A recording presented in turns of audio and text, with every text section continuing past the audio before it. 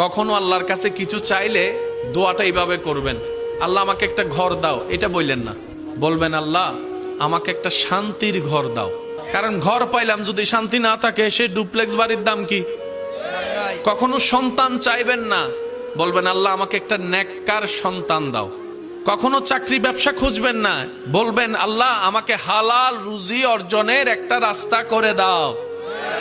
কারণ আপনার যদি সন্তান সন্ত্রাস হয়ে বসে, বাপদাদা 14 গোষ্ঠীর ইজ্জত, এই সন্তান হওয়ার চাইতো।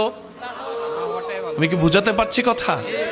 এবার দেখেন আল্লাহ এমন দয়াবান, যারা নামাজ পড়ে তাদেরকেও দেয়, যারা নামাজ পড়ে না তাদেরকেও দেয়।